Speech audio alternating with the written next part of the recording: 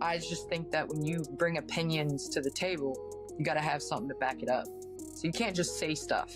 What you just heard captures everything wrong with WNBA discourse right now. Because when Candace Parker actually brought facts to back up her Caitlin Clark defense, the mob didn't debate her evidence. They came for her career. And here's what the other channels won't tell you. This isn't just about one legend's courage. This is about a coordinated silencing campaign that's got every other WNBA icon too terrified to speak the truth about the league's biggest star. The digital breadcrumbs tell a disturbing story, and I've been following them for weeks. What we're witnessing isn't random backlash. It's systematic intimidation designed to protect a false narrative that's literally costing the WNBA millions. And if you're here because you want the unfiltered truth about what's really happening behind the scenes, hit that subscribe button right now, because this investigation goes deeper than anyone else is willing to dig. Here's what we're uncovering today. First, the exact price Candace Parker is paying for refusing to bend the knee to the anti-Caitlin mob. Second, why Sue Bird, Diana Taurasi, and every other legend has gone completely silent when they should be backing her up. Third, the economic forces driving this coordinated attack.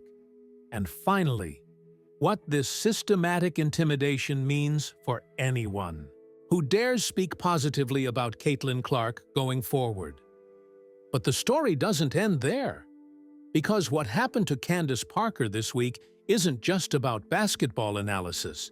It's about whether the WNBA will allow honest evaluation of its players or surrender completely to a mob that would rather protect feelings than face facts. Let me take you inside what's really happening, because when you connect the dots, the pattern becomes impossible to ignore. The temperature of the online conversation around Candace Parker shifted the moment she made one critical mistake. She treated Angel Reese like every other WNBA player instead of an untouchable icon.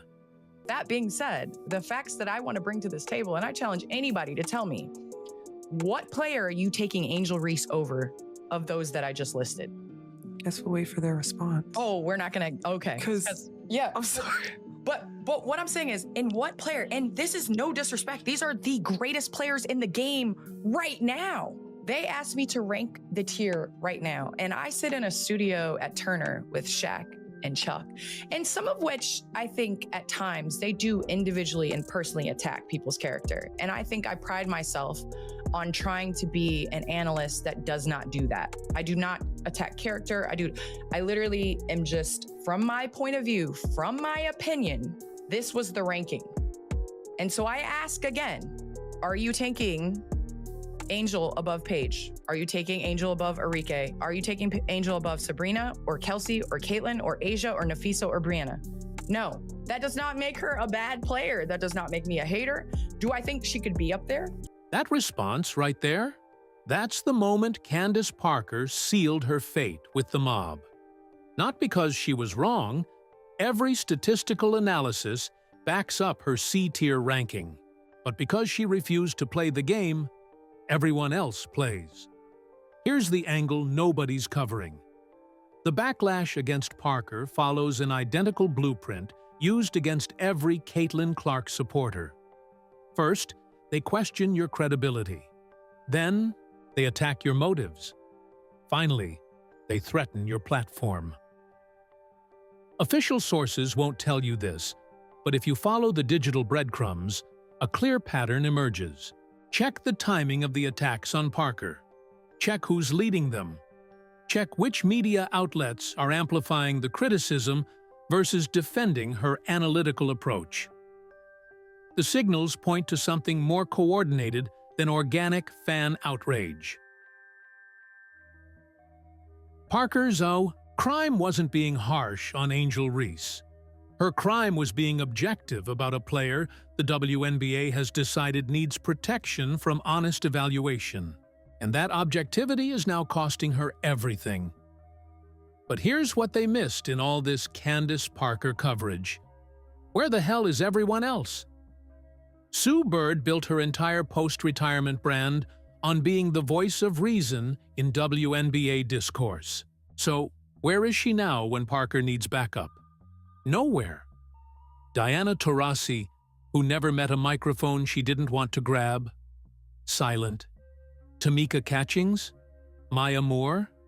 Cheryl Swoops? Oh wait, she actually did speak up. To tell Parker she should, probably, go to Chicago. Not to defend her. To suggest she leave. The investigative reality here is chilling. Every legend who could validate Parker's basketball analysis is deliberately staying out of this fight. And that's not coincidence. That's calculation. I've been filtering through the noise on social media, and the pattern is unmistakable. These legends are watching Parker get destroyed for speaking the same basketball truths they believe privately. But they're not willing to sacrifice their own platforms to defend her. Why? Because they've seen what happens to Caitlin Clark supporters. They've watched the systematic targeting, the career consequences, the coordinated attacks. And they've decided their comfort is more valuable than Parker's courage. This isn't speculation. This is reading the signals that everyone else is pretending don't exist. Okay, now let's get into rumor territory. Nothing is officially confirmed, but the online chatter is too loud to ignore about what's really driving this systematic attack on Parker. The WNBA has made a calculated bet on Angel Reese as Caitlin Clark's co-star in their growth narrative. Reese brings social media engagement, brand partnerships, and a completely different demographic than Clark. That's valuable. But here's the problem the league won't acknowledge publicly. The numbers don't support equal billing. Clark's measurable. Impact dwarfs Reese's in every metric that actually matters for league. Revenue, attendance, television ratings, merchandise sales, arena capacity requirements. It's not even close. Parker's C-tier ranking threatened that carefully constructed narrative. It forced an honest conversation about player impact that certain league stakeholders apparently can't afford to have right now. The temperature of the online conversation suggests that Parker inadvertently stepped into a much larger economic battle, one where acknowledging Caitlin Clark's unique value somehow threatens the elevation strategies built around other players. But that brings us to the inevitable question. If the WNBA can't handle honest player evaluation from its own legends, how exactly does it expect to maintain credibility with fans who aren't blind? It's so crazy to me because I'm asked so many times if I'm resentful in any type of way for where the WNBA is right now. My job was to leave the game better than I came into it. You think Cheryl Miller is resentful for me that I had a league to play in? No, she's being the mentor that she is, and she's supporting and loving and sitting courtside cheering on Juju Watkins. And I'm doing the same for Caitlin Clark and all the women in the WNBA. Candace didn't tiptoe. She didn't sugarcoat. That's the mindset the mob is trying to destroy. The idea that legends should focus on building the league, rather than protecting individual egos. Parker's trying to be the mentor she needed when she was coming up, and they're crucifying her for it. Here's what the other channels won't tell you about the Parker backlash. It's working exactly as designed. Every future analyst, every former player, every media personality is watching what happens when you honestly evaluate Angel Reese versus Caitlin Clark. They're taking notes on the career consequences of speaking basketball truth in this climate. The digital detective work reveals a disturbing escalation pattern. First, they questioned Parker's analysis. When she doubled down with statistical evidence, they attacked her personally. When she refused to apologize, they suggested she should leave her hometown. That's not organic fan disappointment. That's systematic intimidation designed to send a message to every other potential truth teller. Fall in line or face the consequences. But here's where it gets even more troubling. The mob's attack on Parker isn't just about protecting Angel Reese's reputation. It's about establishing a precedent that certain players are off-limits to honest evaluation entirely. The chilling effect is already visible. Check how carefully every analyst now phrases any comparison between Clark and Reese. Check how quickly they add disclaimers and qualifiers that weren't necessary for any other player comparisons in league history. Parker's isolation isn't accidental. It's strategic, and it's working. But Candace didn't stop with the Angel Reese ranking. She went nuclear on the WNBA's sacred cow, the All-Star Game performance. Cannot come out there with those shirts of pay us what you owe us and then do that in the All-Star Game. Like, I just think that it would have really maximized the moment of wearing the shirt along with giving the product. Because I tried to watch the All-Star Game, I'll be honest, but after one slow Euro step and people pulling up for the, I was like, I can't, I'm a fan of the WNBA and I can't watch this. So I just think that, no, you all didn't have to, but I think it was an opportunity that you could have built on, like, more momentum, if that makes sense. Those words right there ended any chance of the mob forgiving Parker, because she exposed the exact hypocrisy that the league establishment couldn't afford to have discussed publicly. The WNBA players demanded to be paid what they're owed, while delivering a product that made Parker, a league legend and fan, turn off the broadcast, and she had the courage to say it out loud. That's career suicide in this climate, because if you're not willing to protect the league's image regardless of reality, you're no longer welcome in the inner circle. The systematic nature of Parker's exile becomes clear when you realize what she actually did wrong. She applied the same analytical standards to everyone instead of treating certain players as untouchable. In the current WNBA landscape, that's apparently unforgivable. Even as the mob was circling, Parker refused to retreat on the most dangerous topic of all, the ridiculous "Indiana is better without Caitlin Clark" narrative. They're not better without Caitlin. But I do feel like times like this, different people step up. Just like Natasha Howard stepped up during the Commissioner Cup. Like, it showed. Basic math. The Fever are 8-5 with Caitlin Clark, 9-9 without her.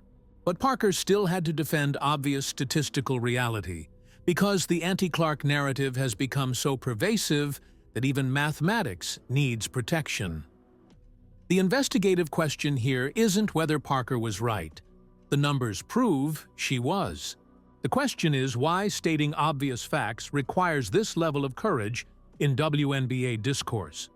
And the answer reveals everything wrong with how this league handles its biggest star.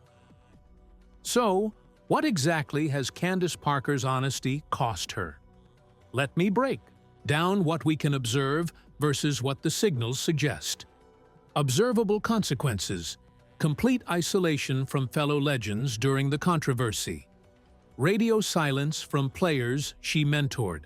Media figures who usually amplify her voice suddenly finding other topics to discuss. What the digital breadcrumbs suggest: potential impact on future broadcast opportunities, diminished welcome in WNBA social circles, possible complications, with her Chicago connections given Reese's popularity there. The temperature of the online conversation around Parker shifted fundamentally.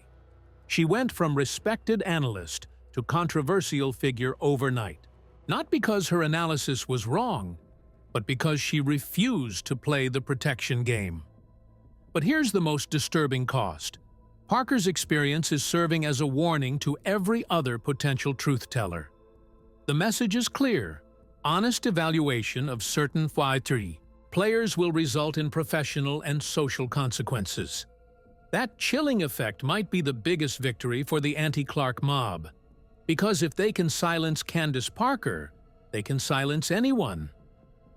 The investigative reality connecting all these dots is that Parker's treatment represents something much larger than one analyst's controversial ranking. This is systematic warfare against anyone who honestly evaluates Caitlin Clark's impact without immediately qualifying it with equal praise for everyone else. The mob has successfully established that Clark supporters will face consequences for their support. That's not organic fan behavior. That's coordinated narrative control. And it's working. Check how carefully every media personality now approaches Caitlin Clark topics. Check the disclaimers, the qualifiers, the immediate pivots to other players that weren't necessary before this intimidation campaign reached full force. Parker's isolation serves as Exhibit A in what happens when you refuse to participate in false equivalencies designed to diminish Clark's unprecedented impact. But the story doesn't end there, because understanding why other legends abandoned Parker reveals the economic forces underlying this entire controversy. Broadcasting contracts, endorsement deals, speaking engagements, coaching opportunities, every revenue stream for retired WNBA players depends on maintaining good relationships within the league ecosystem. Defending Parker means risking those relationships. It means potentially losing access, income, and influence. For most legends, that calculation isn't worth making. The mob understands this economic leverage perfectly. They know that attacking Parker's supporters threatens their financial interests, creating a powerful incentive for silence. This isn't speculation. This is following the money trail that explains why courage has become so rare in WNBA discourse. So where does this leave us? What does Parker's systematic isolation mean for future honest evaluation of WNBA players? The signals point to a chilling conclusion. The mob won. They successfully demonstrated that honest analysis of certain players will result in career and social consequences. They've established a precedent that protection narratives matter more than basketball reality. But here's what they missed in their victory celebration. Candace Parker's courage, even in isolation, has inspired a different kind of conversation. One where fans who value analytical honesty over emotional protection are finding each other. The digital breadcrumbs suggest that Parker's stand, despite its costs, may have activated a silent majority, tired of false equivalencies and narrative manipulation. This investigation into Parker's systematic isolation is ongoing because the patterns of intimidation continue evolving. The mob's tactics, the league's response, the economic forces driving the silencing campaign, all of it requires continued monitoring. What we've uncovered today is just the foundation. The systematic targeting of truth-tellers in WNBA discourse represents a much larger threat to honest sports analysis, but Parker's courage, despite its consequences, proves that resistance is possible. Even when the cost is isolation, even when the mob seems unstoppable, truth-telling matters. For those of us committed to following the digital breadcrumbs wherever they lead, Candace Parker's stand becomes a reference point. Proof that some people still value basketball reality over narrative protection. If you appreciate this level of investigative analysis into what's really happening behind WNBA headlines, make sure you're subscribed so you don't miss our continued coverage. Because this story is far from over. And if this investigation into the systematic silencing of Caitlin Clark supporters resonated with you, share it with someone who needs to understand what's really happening in WNBA discourse right now. Truth deserves better than silence. Even when speaking, it costs everything.